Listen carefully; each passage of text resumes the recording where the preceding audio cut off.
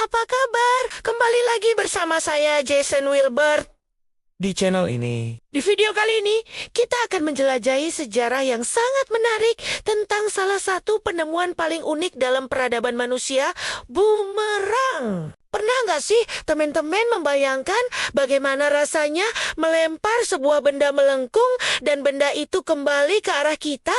Keren banget kan? Nah, itulah yang disebut bumerang. Bumerang pertama kali ditemukan dan dikembangkan oleh penduduk asli Australia atau suku aborigin sekitar 20.000 hingga 30.000 tahun yang lalu. Awalnya, bumerang tidak dirancang untuk kembali ke pelemparnya.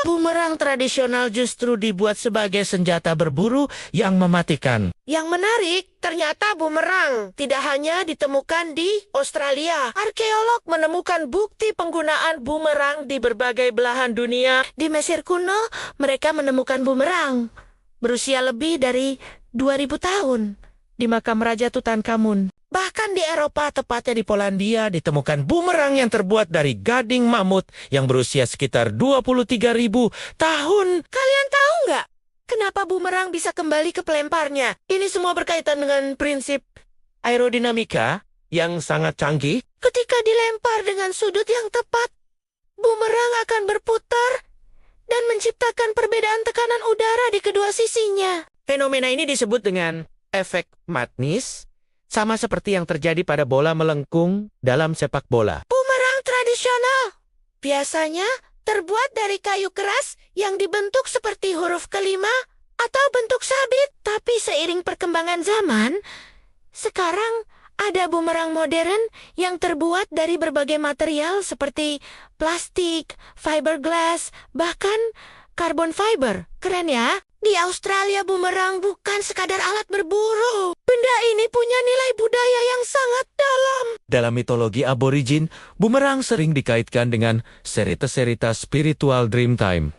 Masa penciptaan dunia menurut kepercayaan mereka. Beberapa suku bahkan mengukir simbol-simbol sakral di bumerang mereka. Nah, yang lebih mengejutkan lagi, ternyata bumerang pernah digunakan di luar angkasa. Pada tahun 1985, astronot Maurizio Celli melakukan eksperimen dengan melempar bumerang di dalam pesawat ruang angkasa Shuttle Discovery. Dan tebak apa? Bumerang tetap kembali, meski dalam kondisi gravitasi nol. Ini membuktikan bahwa prinsip aerodinamika bumerang tidak bergantung pada gravitasi. Saat ini, bumerang sudah berkembang menjadi alat olahraga dan rekreasi yang populer di seluruh dunia.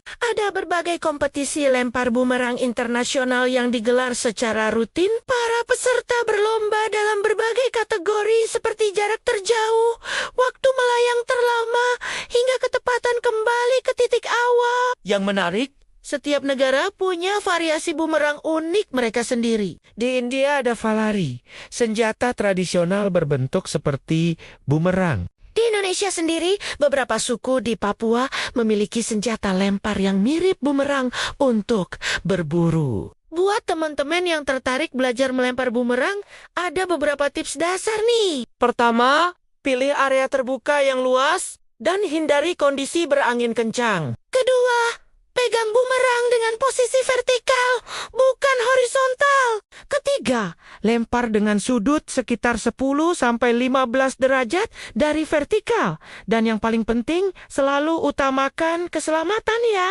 nah, itu dia sejarah dan fakta menarik tentang bumerang. Siapa sangka alat sederhana ini punya cerita yang begitu kaya dan menarik ya. Dari senjata berburu hingga alat olahraga modern, bumerang terus berevolusi mengikuti zaman. Sebelum mengakhiri video ini, saya mau mengajak teman-teman untuk merenungkan sesuatu. Bumerang mengajarkan kita bahwa teknologi sederhana bisa memiliki dampak luar biasa dalam peradaban manusia. Sama seperti bumerang yang selalu kembali ke pelemparnya.